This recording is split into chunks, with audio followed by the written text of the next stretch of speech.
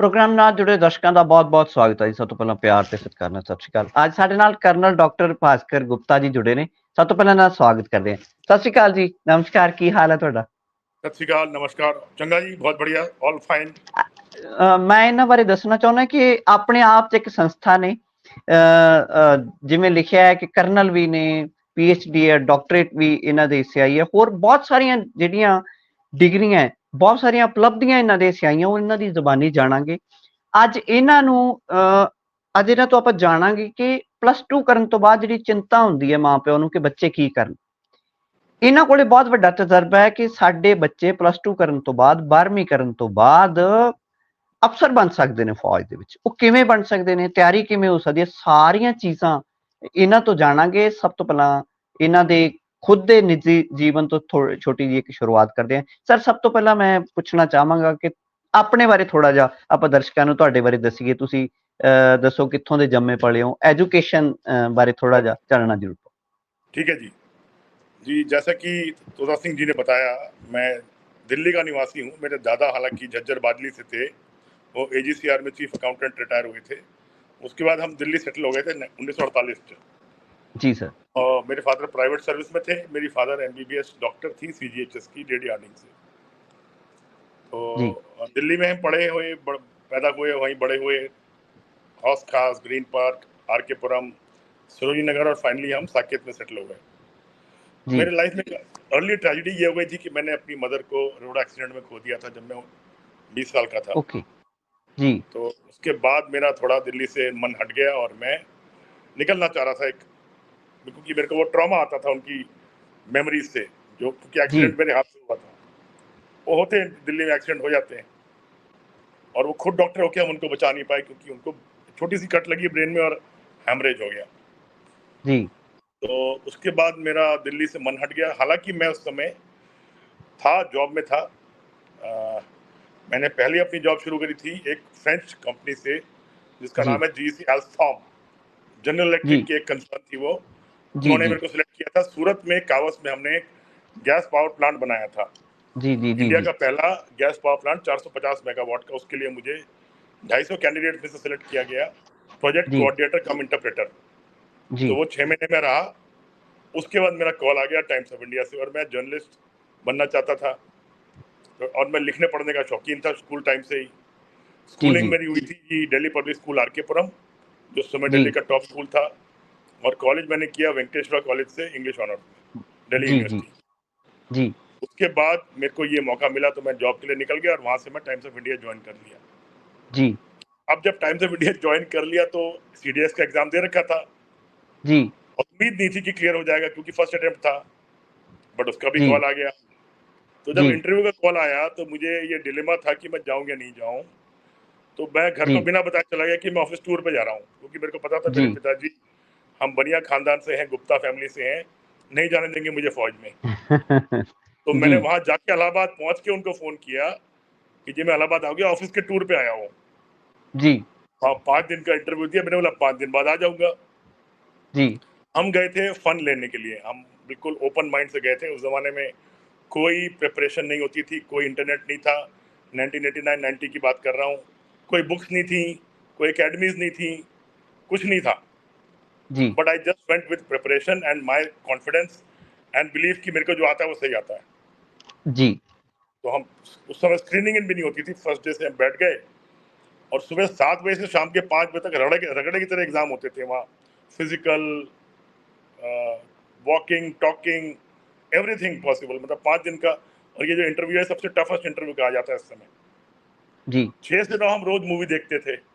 जब दुनिया पढ़ रही होती थी तो हम 6 से 9 मूवी देखते थे जी। तो हम जब वापस आते थे तो लोग बोलते थे ये क्या दिल्ली के बदमाश लोग हैं, ये मूवी देखते हैं, इनका कौन सेलेक्ट करेगा। जी।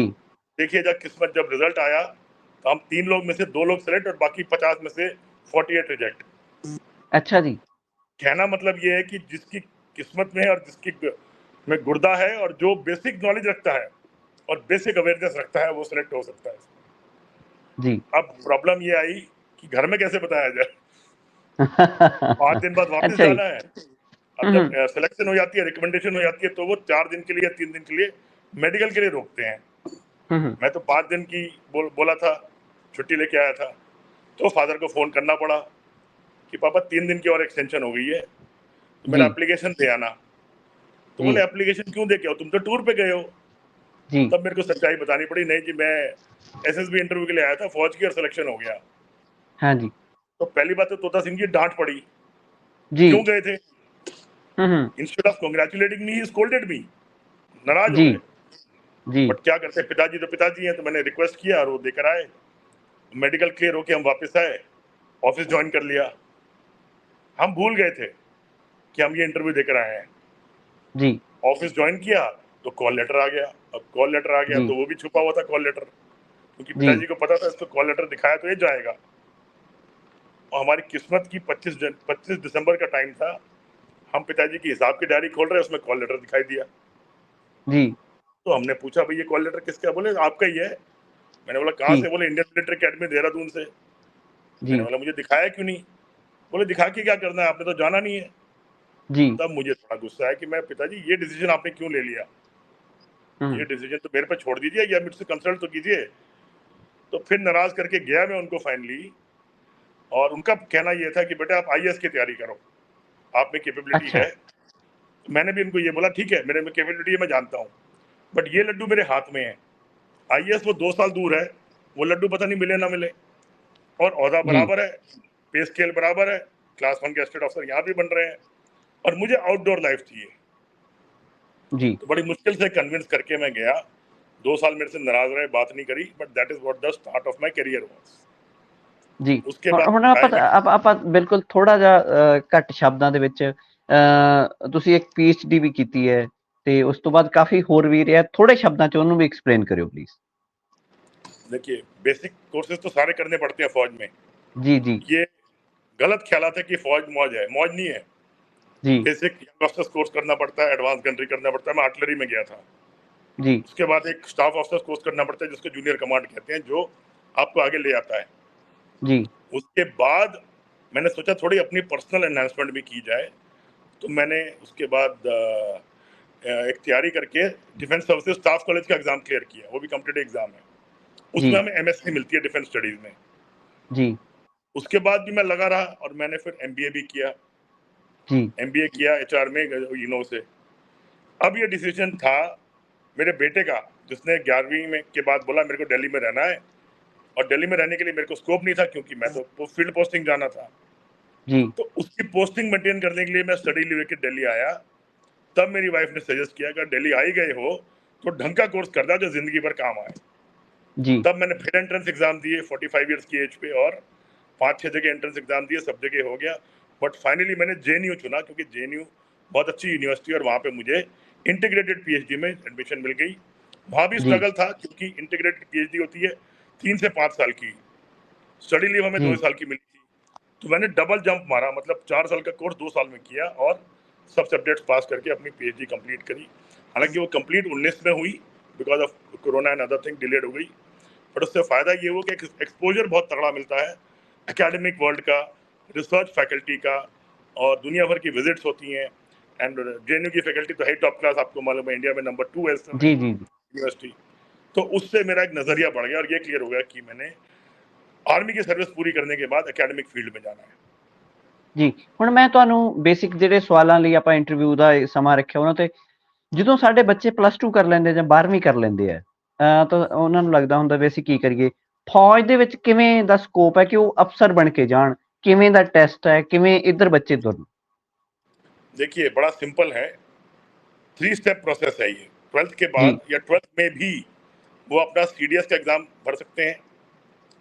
2 तरह की एंट्री है, एनडीए और आफ्टर कॉलेज सीडीएस। 12th जी, के बाद एनडीए, और अगर 12th के बाद मिस भी हो जाता है तो ग्रेजुएशन के बाद 3rd ईयर में सीडीएस एंट्रेंस एग्जाम। एनडीए हो जी, जाता है 3+1 ईयर्स के लिए, आईएमए हो जाता है 1.5 साल की ट्रेनिंग के लिए। जी, एक बार आपने रिटर्न दे दिया, और रिटर्न बड़ा ही बेसिक है, और उसमें 50% स्कोर करना आपने सिर्फ। जनरल जी, studies, general awareness, logical reasoning and deduction, English language और सिंपल अर्थमेटिक, जी, ये आपके अगर क्लियर है और फंडे क्लियर है, कंसेप्ट क्लियर है, 50% स्कोर किया तो आप रिटर्न क्लियर कर जाएंगे। जी, रिटर्न के बाद आता है जो मैंने बोल कर रहा था टफेस्ट इंटरव्यू, और कहने को टफ है वो, अगर आप में कॉमन सेंस है, प्रॉब्लम सॉल्विंग एबिलिटी है, लीडरशिप जी, क्वालिटी है, और आप जी सबको बांध के साथ लेके चल सकते हैं। तो ये एसएसबी इंटरव्यू जो हुआ है वो मजाक नहीं है, और अच्छा बच्चा नॉर्मल क्लियर कर सकता है इसकी। सर, यस, ये मेडिकल नॉन मेडिकल ਲਈ है? ये सबके लिए मैं बताता हूँ मैं किस तरह की एंट्री है। जी नॉन मैथ्स वाला जो, क्योंकि मैथ्स से कुछ लोगों को डर रहता है, वो फिर नॉन मैथ्स वाले जा सकते हैं शॉर्ट सर्विस कमीशन के लिए, उसमें जी मैथ्स का पेपर नहीं है। जी और मैथ्स वाले जा सकते हैं परमानेंट कमीशन के लिए। परमानेंट कमीशन के लिए आप इंडियन मिलिट्री अकेडमी देहरादून जाते हैं। शॉर्ट सर्विस कमीशन के लिए आप ऑफिसर्स ट्रेनिंग एकेडमी गया या चेन्नई जाते हैं। जी वहाँ 49 वीक्स या 1 साल की ट्रेनिंग है। इंडियन मिलिट्री अकेडमी में 1.5 साल की ट्रेनिंग है। जी एनडीए के बाद आप 3 साल करके आईएमए में आके कमीशन ऑफिसर बनते हैं लेफ्टिनेंट, और डायरेक्ट आप उसके बाद जाते हैं तो आप 1.5 साल की ट्रेनिंग के बाद कमीशन ऑफिसर बनते हैं लेफ्टिनेंट। क्लास जी 1 गेस्टेड ऑफिसर 1 लाख रुपए की स्टार्टिंग पे है, which is a very good पे। जी ये आफ्टर +2 का स्कोप है। जी, कुछ आजकल हम टेक्निकल ग्रेजुएट्स भी ले रहे हैं, टीईएस एंट्री बोलते हैं हम, जी जिन्होंने 10th में और 12th में साइंस ली है और उसके बाद वो टेक्निकल स्ट्रीम में जाना चाहते हैं, तो उनको जी फौज टीईएस ग्रेजुएट एंट्री स्कीम में लेती है। ये ग्रेजुएशन फिर फौज में ही करते हैं, टेक्निकल उसमें जी बीटेक की डिग्री मिलती है, और ये फिर टेक्निकल आर्म्स में जाते हैं। टेक्निकल आर्म्स क्या है? जैसे signals, EME, air defence, engineers, जहां जी इक्विपमेंट टेक्निकल है। जी बाकी जो आर्म्स है आर्मी के हैं वो है फाइटिंग आर्म, जैसे इन्फेंट्री, पैदल सोल्जर, आर्मर्ड टैंक और आर्टिलरी गन्स। जी इनके लिए सिर्फ नॉर्मल फिजिक्स, केमिस्ट्री, मैथ्स चाहिए, टेक्निकल कुछ नहीं है। बाकी आपको यंग ऑफिसर्स कोर्स जो हम करते हैं कमीशनिंग के बाद, उसमें पूरी ट्रेनिंग दी जाती है 6 महीने में। जी ਇਹ ਜਿਹੜਾ तीसरी ਟੈਸਟ एंट्री, ਹੈ ਸਰ, ਜੀ ਮੈਂ ਇਹ ਜਿਹੜਾ ਟੈਸਟ ਹੋਣਾ ਹੈ ਇਹ ਸਾਲ ਚ ਇੱਕ ਵਾਰ ਲਿਆ ਜਾਂਦਾ ਹੈ ਜਾਂ ਇਹਦਾ ਕੋਈ ਪੱਕੀ ਡੇਟਸ ਨੇ? करेक्ट, ये पक्की डेट्स हैं, अप्रैल 2nd वीक और अक्टूबर 2nd वीक, साल में 2 बार। ਜੀ ਜੇ ਆਪਾਂ सेकंड ਇਹਨੂੰ सन ਆਨਲਾइन इंटरनेट ਤੇ ਸਰਚ ਕਰਦੇ ਹਾਂ ਤਾਂ ਕੀ ਆਉਂਦਾ ਸਰ? www.indianarmy.joinindianarmy.in, जी इसमें जाना है। www.joinindianairforce.in, जी www.joinindiannavy.in, ये तीनों साइट्स पे आर्मी, एयरफोर्स और नेवी की पूरी जानकारी मिलेगी एंट्री के बारे में। और वैसे ही हर अखबार में डेट से 1 से 1.5 महीना पहले एडवर्टीजमेंट निकलता है और नोटिफिकेशन जारी होती है। यूपीएससी की वेबसाइट पे जारी होती है, प्रोमिनेंट अखबारों में आता है, एम्प्लॉयमेंट न्यूज में आता है, और आजकल तो एडवर्टीजमेंट भी आता है। जी साल में 2 बार है। जी एवरेज हम 15 लाख लोग एग्जाम देते हैं, मान के चलिए। जी सिलेक्शन प्रोसीजर भी मैं आपको बता देता हूँ, और यह परसेंटेज, जी 15 लाख में से हम तकरीबन 80,000 को एसएसबी इंटरव्यू के लिए बुलाते हैं। जी रिक्रूटमेंट डायरेक्टरेट जो करता है इसको स्क्रीनिंग, और उस 80,000 में से फाइनली 1700 अफसर बन के निकलेंगे। 1700? तो देखा जाए तो 0.017% बना। क्या बात है! परसेंटेज वाइज टफ है, बट द ब्यूटी इज जो नॉर्मल कैंडिडेट है, जिसमें जैसे मैंने कहा जज्बा है, जुनून है, गुर्दा है, प्रॉब्लम सॉल्विंग है, लीडरशिप है, वो निकलेगा। अगर आप में है, do you have it in you, आप निकलोगे, कोई नहीं रोक सकता। और जी बेस्ट चीज है, कोई रिजर्वेशन नहीं, कोई भाईबंदी नहीं, कोई भेदभाव नहीं, जी सबके लिए ओपन है पूरी कंट्री में। जी बेसिक अच्छा मिनिमम जी 50% आपके ग्रेजुएशन जी में हो या 12th में हो, और साइंस वालों के लिए 60% हो, और टेक्निकल के लिए पीसीएम हो। अच्छा +2 ਲਈ ਹੈਗਾ 50% ਸਰ? ग्रेजुएशन +2 ਲਈ ਕਿੰਨੇ परसेंटेज है सर? 50% मिनिमम, 50% मिनिमम किसी भी क्योंकि स्ट्रीम च है ते? बाकी मार्क्स हैं रिटर्न के और इंटरव्यू के बराबर बराबर। रिटर्न एक बार क्लियर जी हो गया, फिर रिटर्न की कहानी खत्म। फिर इंटरव्यू, जैसे मैंने बोला एसएसबी इंटरव्यू, जो जी फिजिकल इंटरव्यू है 5 दिन का, जी और उन दोनों की वेटेज बराबर है। उसके बाद मेडिकल, और उसके बाद मेरिट लिस्ट। जी मेडिकल का भी आपको बता दूं, अगर टेम्पररी आप मेडिकल किसी वजह से स्क्रीन आउट हो जाते हैं या टेम्पररी मेडिकली रिजेक्ट हो जाते हैं, तो आपको 2 मौके मिलते हैं।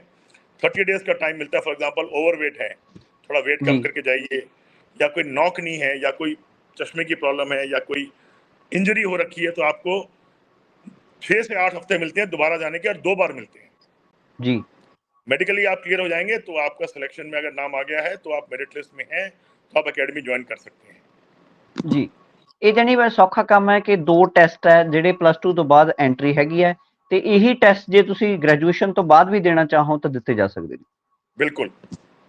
ਜਾਣੀ ਅਸੀਂ ਟਾਈਮ ਨਾ ਵੇਸਟ ਕਰੀਏ, +2 ਤੋਂ ਬਾਅਦ ਵੀ ਅਸੀਂ ਇਹਦੀ ਕੋਸ਼ਿਸ਼ ਕਰ ਸਕਦੇ ਹਾਂ, ਤੇ ਕੋਸ਼ਿਸ਼ ਲਗਾਤਾਰ ਕਿੰਨੇ ਵਾਰ ਅਟੈਂਪਟਸ ਦਿੱਤੀਆਂ ਜਾ ਸਕਦੀਆਂ ਸਰ? जितनी मर्जी भी दें, आपकी एज है 19 जी पे शुरू कितनी? हो जाता है, 25 पे खत्म हो जाएगा। जी 19 ਤੋਂ ਸ਼ੁਰੂ ਹੋ ਕੇ 25 ਤੇ ਇਹ ਸਾਰੀ ਗੱਲ ਆ ਜਿਹੜੀ ਉਹ ਖਤਮ ਹੋ आप ਜਾਂਦੀ देख है। लीजिए 12 अटेम्प्ट मिल गए आपको। जी 12 बार ਅਸੀਂ ਕੋਸ਼ਿਸ਼ ਕਰ ਸਕਦੇ ਹਾਂ। बट मैं तो कहूंगा जी फर्स्ट टाइम में जो मजा है वो कोई मजा नहीं। ਜੀ ਅੱਛਾ, ਤੁਸੀਂ ਜ਼ਿੰਦਗੀ ਦਾ ਇੱਕ ਸਫ਼ਰ ਵੀ ਹੈ, ਤਜਰਬਾ ਵੀ ਹੈ, ਤੁਸੀਂ ਪੜ੍ਹਾਈ ਵੀ ਬਹੁਤ ਕੀਤੀ ਹੈ ਸਰ। ਤੁਸੀਂ ਕੀ ਦੇਖਦੇ ਹੋ ਕਿ ਬੱਚੇ ਕਿਹੜੀ ਗਲਤੀ ਕਰਦੇ ਆ ਜਿਹੜੇ ਕਰਕੇ ਉਹਨਾਂ ਨੂੰ ਰਿਜੈਕਸ਼ਨ ਫੇਸ ਕਰਨੀ ਪੈਂਦੀ ਹੈ ਜਾਂ ਫੇਲਿयर फेस करना ਪੈਂਦਾ, ਜਿਹਦਾ ਉਹ ਧਿਆਨ ਰੱਖਣ?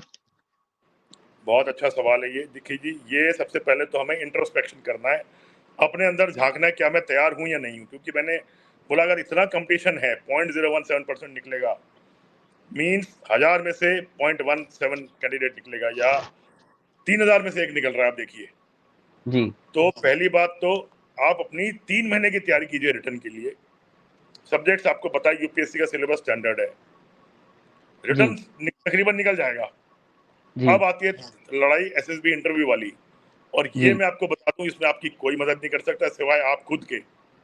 जी और ये जो हम बाकी एंट्रीज भी लेते हैं, फॉर एग्जांपल ये भी मैं बता दूं, हम लॉयर्स भी लेते हैं जैग एंट्री के लिए, डॉक्टर्स भी लेते हैं, इंजीनियर्स भी लेते हैं, और एक और एंट्री है डेंटिस्ट भी लेते हैं। तो आरबीसी में लेते हैं हम एनिमल डॉक्टर्स। तो जी ये सब जो डॉक्टर्स हैं या लॉयर्स हैं ये भी आ सकते हैं, बट इनके लिए रिटर्न माफ है टेक्निकल लोगों जी के लिए, जिसको मैं बोल रहा हूँ डॉक्टर्स, इंजीनियर्स, आरबीसी और लॉयर्स। बट जी इंटरव्यू देना है, एसएसबी इंटरव्यू क्लियर करना है, तो वो मस्ट जी है, कंपल्सरी।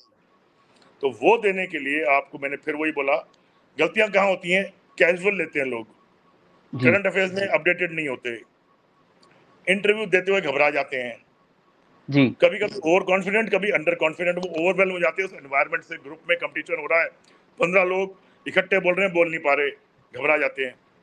और मैं ये कहूंगा, आज मेरा ये एक्सपीरियंस है कि शहरों से ज्यादा रूरल और हमारा जो रिमोट और बैकवर्ड एरिया है वहां से एंट्री ज्यादा आ रही है। जी ये सरप्राइजिंग है।